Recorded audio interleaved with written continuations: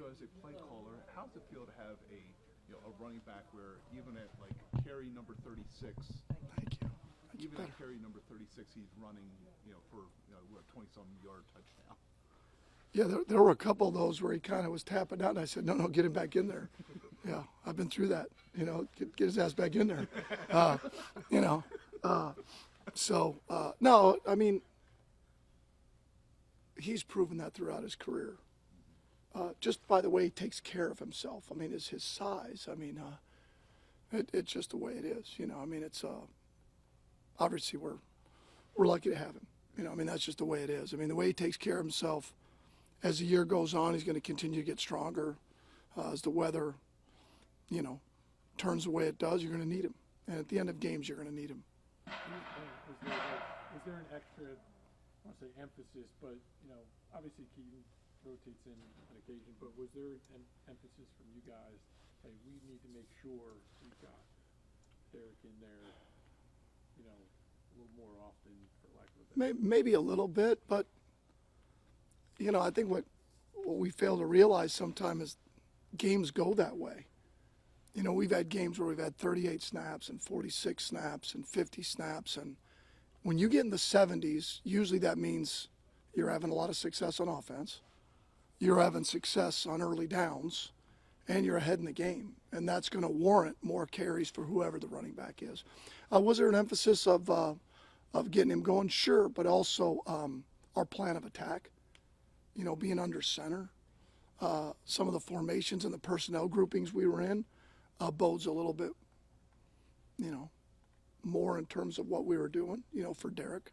And as the game went on and we were still running it, I mean, obviously, I don't know how many runs did Keaton have? How many did he end up with? 9. I don't know, 9. I mean, that's about what we try to get him, somewhere around that number.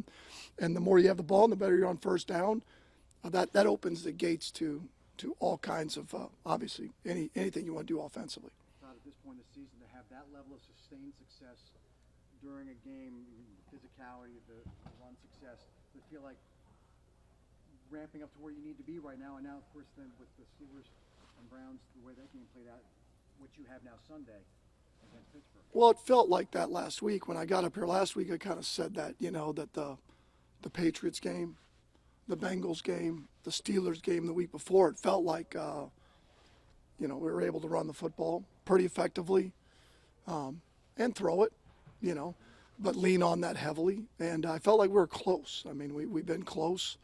I mean, obviously, our guys have to go do it. So I'm just proud of our guys, the way they played, the way they battled, the way they practiced last week. Let's just talk about that. I mean, not knowing what was going to happen Sunday. We had talked about that like we owe it to ourselves. With where we started, we battled back to get where we're at to force Pittsburgh to play well, to close us out. It'd be a darn shame if we didn't do that. And our guys took that to heart and executed at a really high level. I mean, it's one thing to say that, but like I've been talking about, the things that have been, stopping us from really being elite again has been turnovers. Well, we didn't turn it over. All right, third downs. We were really good on third downs. And then we were scoring touchdowns in the red zone. I mean, that's really what the difference was. Obviously, we were able to run the football, stay out of the chains. But at the end of the day, we were able to get touchdowns and keep drives alive. Because there's certain points in the game where it can go the other way. I mean, that touchdown pass to Zay Flowers, I mean, that makes it a 10-point game instead of a 6-point game. That's a huge, huge play in the red zone where sometimes in other games we may not have made that play. Todd, obviously Lamar's coming off injury, but he was just sitting here telling us he's definitely a go for Sunday. He's obviously been a full participant in the last 2 practices. Based on what you've seen, how confident are you that he's going to have his sort of full physical complement on Sunday against the Steelers, and you're going to be able to kind of use everything in his toolbox? Well, it's been the closest we've been in a long time where he's going to be full go all week. I mean, that's a fact. I mean, I don't even know when we maybe go all back to Miami, maybe even then, and that was a short week. That wasn't even, maybe Minnesota. I mean, it's been that long ago where, we get Lamar in a full week of practice and timing with the receivers and our communication. And you can actually see that with Tyler. I mean, it actually has benefited Tyler. I mean, what backup quarterback has gotten as many reps as he's gotten? and it's allowed him to function at a high level. That doesn't, really tell you that practice matters and the reps and your timing and your team's confidence around you. I don't know what does. So we're excited. Not like having your quarterback out there every day. How good, Todd? I think like the Steelers were further committed to kind of stacking the box when they played you guys in Week 14. Obviously, you kind of popped them for a couple of long runs. Can you just talk about like the give and take of wanting to, commit to the run but not wanting to bang your head into the wall too many times when they're on the You're going to play certain teams, and especially the teams you play a lot, or that you've faced a lot, or a coach a lot. I'll give you an example. Like when we played the Patriots, the very first play of the game, we were in base personnel, and they went 6-2. Now, we threw a shake route to Zay, and then on the touchdown run, we ran a gap scheme, and they didn't have anybody to spill it to, and he went. And that was the last time we saw 6-2. So the way to get people out of stacking the box is the ability to get the ball down the field and be explosive. 3, 4, 5-yard gains are not going to get them out of that mentality. You have to be able to run the ball effectively when you get the right numbers, and sometimes you don't get the right numbers, but you're going to have to be able to throw it when they get down there.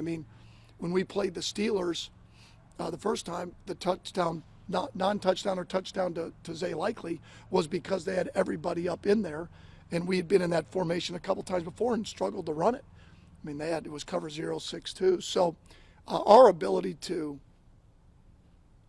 run the football effectively, as I said before, and still be able to throw it, because if you're only one-dimensional, isn't just throws and passes, it's using all of your skill players, using every blade of grass, and it all fits together. It all fits together. Our first game against them, we had the big run by Keaton, but we had a couple big passes to Zay, a couple other big plays in there that you're going to have to sustain drives. To be able to, get yourself in position to score touchdowns. Todd, you're around Lamar in the building every day. There's been a lot of attention this season on how he's handled things, how hard he works, how hard he studies, his conduct in meetings. What have you seen from your perspective on how he's dealt with what's been a challenging season with all the movements? I've just seen the same guy every day. I haven't seen anything different. But I can't speak to that, I've just seen the same guy every day, and I don't really comment to whatever's out there. What I see every day is really what matters. Same with all of us, we have a job to do. That's what we're paid to do. The bottom line is I'm paid to score. He's paid to play at a high level. John's paid to win. That's what we do. That's what we do. That's what our job is. And so you try to keep that same outlook every week, even when things aren't going your way. That's the only way to give yourself a chance. And that's what I give our guys a lot of credit. Coach, all of us, and the players. There's a reason why we've gone 7-3 after being 1-5. That's not by mistake. That doesn't happen without everybody being committed, everybody being positive, everybody knowing that you have everything it takes to get it turned around. Has it been perfect? Of course not. Not by any stretch.